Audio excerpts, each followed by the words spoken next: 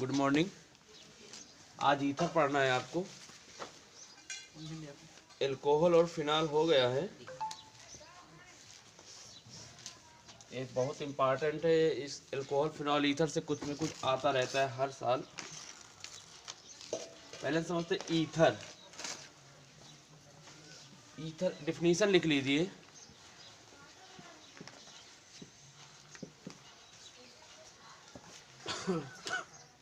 जब ऑक्सीजन परमाणु के दोनों ओर एल्किल समूह लगे होते तो क्या कहलाते हैं? ईथर कहलाते हैं। ऑक्सीजन परमाणु के दोनों ओर एल्किल समूह या देखिए एल्किल ग्रुप लगे होते हैं या एराइल एल्किल ग्रुप या एराइल ग्रुप लगे होते हैं, क्या कहलाते हैं? ईथर कहलाते हैं।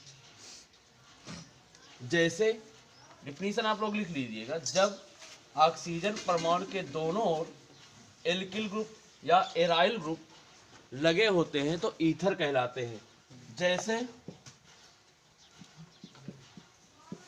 CH3O CH3 C2H5O C2H5 CH3O C6H5। ठीक है, तो ऐसे प्रोसेसिंग के जो होते हैं क्या कहलाते हैं? ईथर। ठीक है, ऑक्सीजन परमाणु के दोनों तरफ या तो एल्किल लगा हो या एराइल लगा हो। ठीक है, अब पढ़ते हैं इनका क्लासिफिकेशन। ये बात क्लासिफिकेशन ऑफ ईथर। ईथरों का वर्गीकरण। देखिए इनका वर्गीकरण हम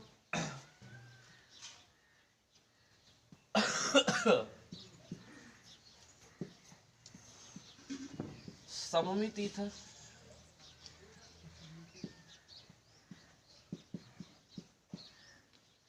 ठीक है, सिमेट्रिकल, असममित,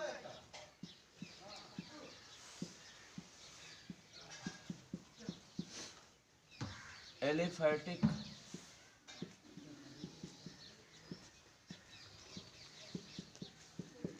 और एरोमेटिक।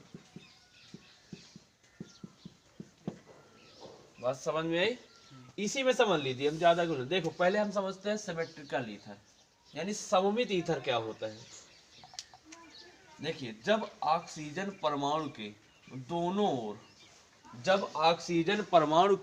दोनों ओर समान एल्किल ग्रुप लगे होते हैं या एराइल ग्रुप लगे होते हैं, क्या कहलाते हैं? सममित ईथर। ठीक है, जैसे CH3 CH3, ठीक है, C2H5O C2H5। बात समझ में आई? या C6H5O C6H5। सममित ईथर क्या होता है? जब ऑक्सीजन परमाणु के दोनों ओर समान एल्किल समूह या एराइल समूह लगे होते हैं, क्या कहलाते हैं? सममित ईथर कहलाते हैं। क्लियर हो गया?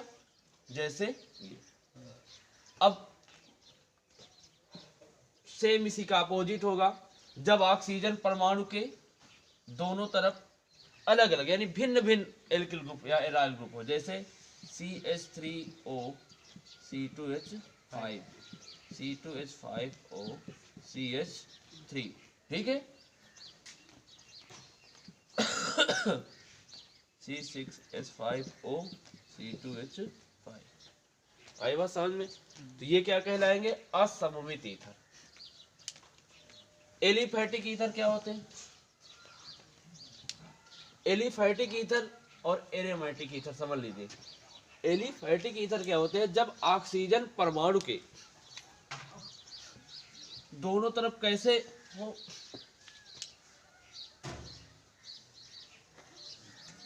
एक मिनट होल्ड रखो, रोको थोड़ा। कोई दिक्कत नहीं, काट देंगे ना भी।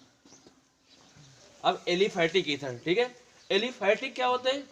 वे ईथर जिनमें ऑक्सीजन परमाणु में केवल एल्किल ग्रुप होते हैं, एराइल ग्रुप नहीं होते।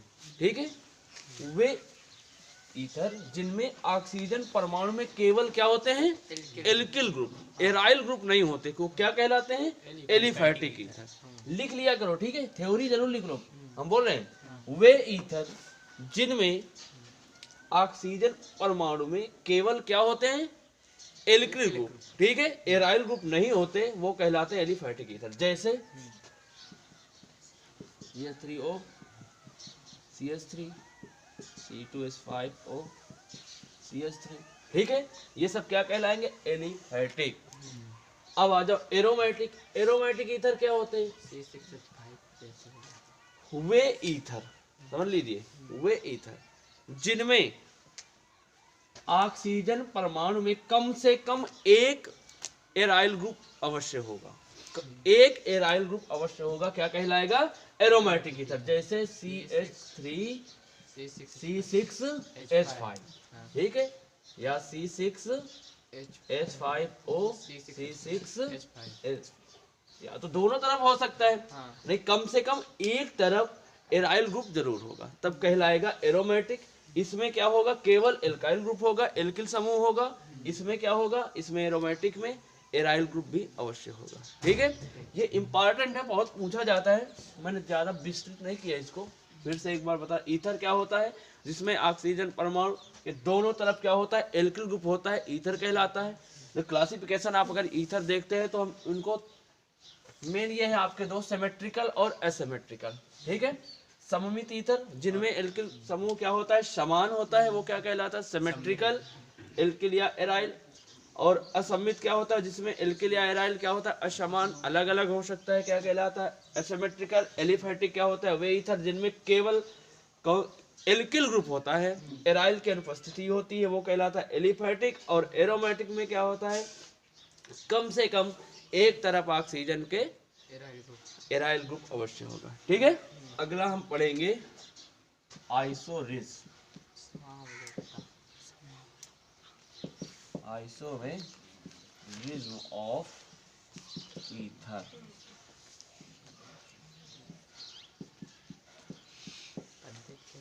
ईथरों में समवयवता, ठीक है। अब इसमें पहली समवयवता जो होती है क्रियात्मक यानी फंक्शनल,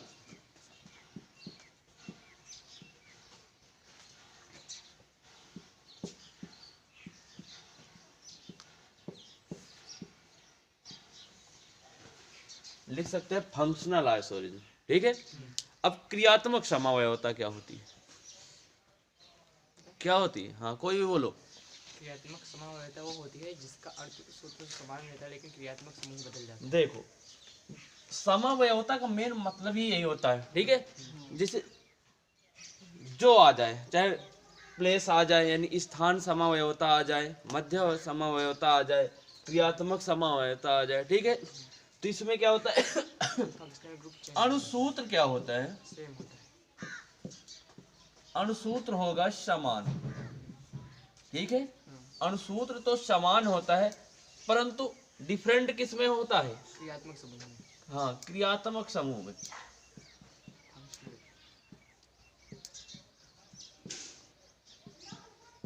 क्रियात्मक समूह में क्या हो जाता है, बदलाव हो जाता है, डिफरेंट होता है। दोनों देख ले, जैसे जैसे हम लेते हैं CH3 CH2OH, ठीक है, CH3O CH3।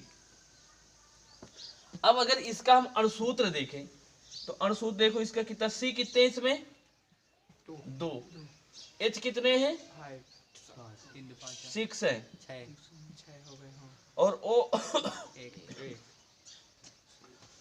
तो इसका अणुसूत्र क्या है, देखिए C2H6O। और इसका क्या है, C कितने हैं, 2, H कितना है, और O। तो देख सकते हैं आप, यहाँ पर अणुसूत्र तो इनके एकदम समान है, परंतु जो इनका फंक्शनल ग्रुप है एकदम चेंज है। इसमें अल्कोहल, इसमें ऑक्सीजन, तो ये अंतर ईथर है, ठीक है। तो क्या हो जाएगा, दोनों में अंतर, अगर अब दोनों के नाम ये क्या बनेगा, मेथॉक्सी मेथेन, और ये क्या बनेगा, एथिल एल्कोहल। ठीक है, तो ऐसी समावयवता को क्या कहेंगे हम, क्रियात्मक समावयवता। ठीक है, क्रियात्मक समावयवता।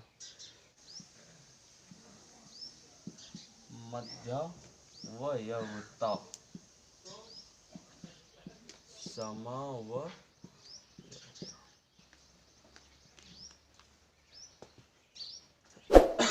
मेटारिज्म। ठीक है, मेटारिज्म। ये क्या होता है, क्या होगा, इसकी थोड़ी सी हिंदी लिख लीजिए, नहीं इसमें कंफ्यूज हो जाओगे। देखो जैसे C2H5O C2H5, और दूसरी लिख लो CH3O CH2 CH2 CH3।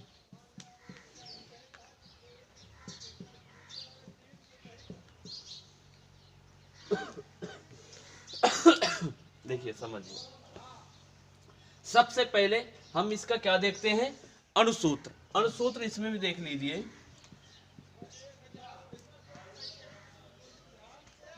Carbon कितने हैं, 4।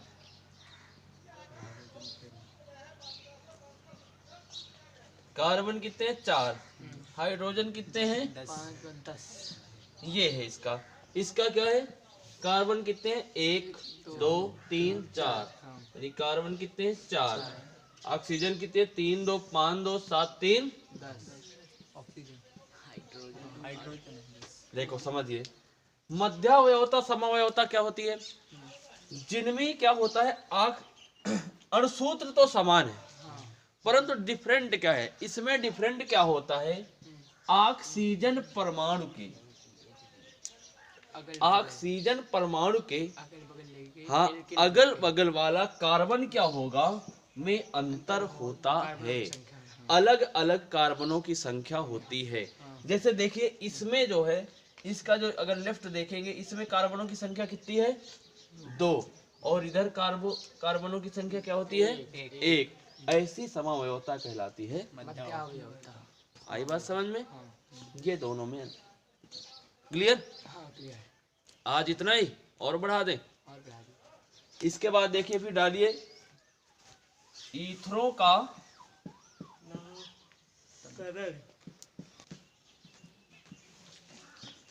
ठीक है। सबसे पहले हम समझते हैं सामान्य नाम, साधारण नाम। ठीक है,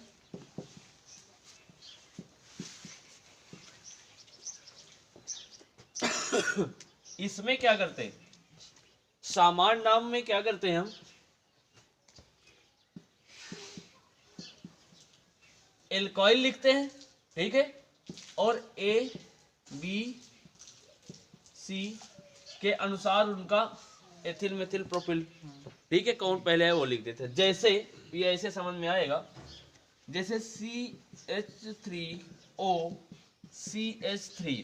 अब इसका हम सामान्य नाम बताएं क्या होगा, ठीक है, सामान्य नाम क्या होगा इसका। तो सबसे पहले हम क्या करेंगे, देखो A B C के अनुसार करते हैं, लेकिन अब इसमें दोनों तरफ सामान्य है। ठीक है, दोनों तरफ सामान्य है, तो इसका नाम क्या हो जाएगा, लिख सकते हैं methyl methyl ether, methyl methyl ether. लेकिन हमें पता है ना, 2 कार्बन 2 हैं, 2 को क्या बोलते हैं, डाई।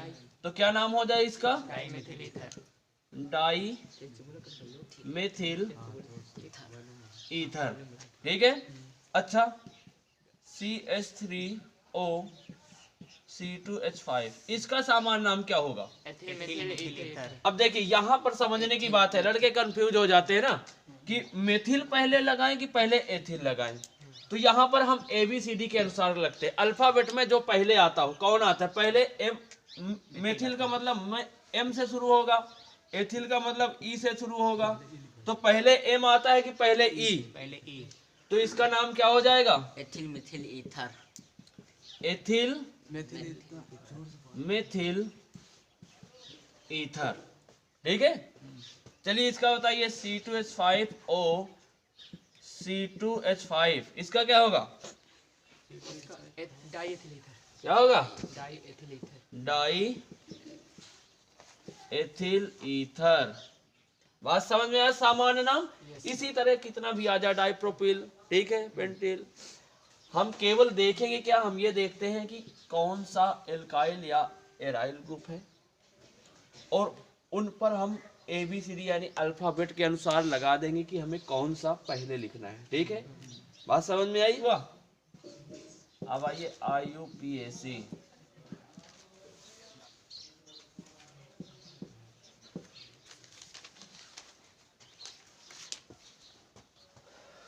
ये तो पता ना IUPAC का फुल फॉर्म, किसको किसको नहीं पता? International union. किसी को नहीं पता? बता दे कि आप लोग कमेंट में बताओगे, कमेंट। ठीक है। तो आप लोग बताइएगा इसका फुल फॉर्म, ठीक है। चलिए IUPAC नाम में देखिए,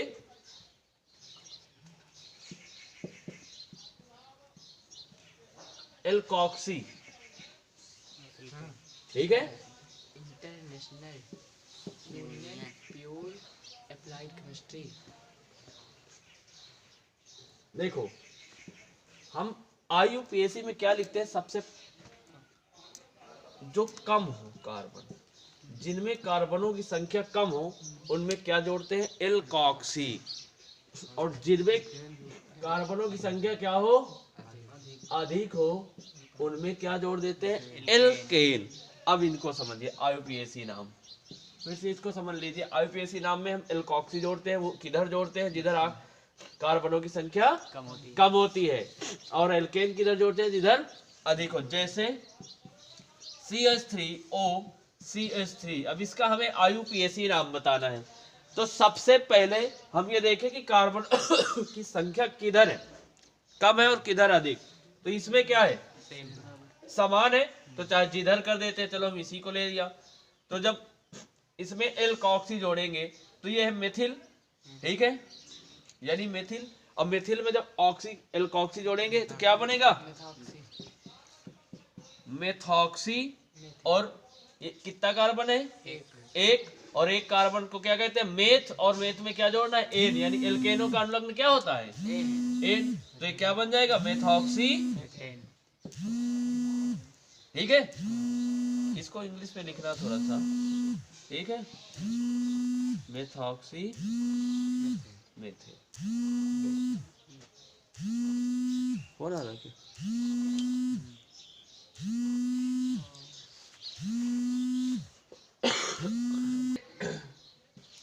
CH3O C2H5। अब इसका बताइए, इसका क्या बनेगा? देखिए लड़के गलती क्या करते हैं, लड़के गलती ये कर देते हैं कि इसका जो सामान्य नाम जानते हैं ना लड़का, तो उसमें पढ़े होते हैं ABC के अनुसार, ठीक है। तो वो देखते हैं कि अब इसमें क्या आएगा पहले, तो इसमें भी क्या आएगा पहले? हाँ, मेथिल M। चाहो तो वो कर लो, लेकिन उसमें कहीं कहीं गलती हो जाती है, ठीक है। ये ज्यादा बेटर होगा। आप ये समझिए कि कार्बनों की संख्या पर, ठीक है। तो अब कार्बनों की संख्या इधर कितनी है? इधर कितनी है? तो क्या हो जाएगा? Methoxy ethane. कर लोगे अब? C2H5O C2H5, ठीक है। बहुत सारी है, सेम यही प्रोसेसिंग है सबकी, ठीक है। केवल आपको जिधर कार्बनों की संख्या कम हो, आप ऑक्सी प्रीफिक्स जोड़ेंगे, अनुलग्न जोड़ेंगे, तो मेथॉक्सी, प्रोपॉक्सी, ठीक है, एथॉक्सी, ब्यूटॉक्सी। इधर methane, propane, butane, hexane, pentane, ठीक है। यही करते चले जाना, ठीक है। आज का इतना ही। वीडियो ज्यादा बड़ा होगा। अब ईथरों के रासायनिक गुण और इनमें जो कुछ नेम रिएक्शन है इसकी, ये नेक्स्ट वीडियो में हम बताएंगे। और इनको शेयर करते रहिए, आप लोग सब्सक्राइब करते रहिए। और हम बार बार कह रहे हैं कि जो बेस आपका लगे कि ये टॉपिक चाहे फर्स्ट केमिस्ट्री में हो चाहे सेकंड में, आप लोग बताइए, हम उस पर एक वीडियो बना देंगे।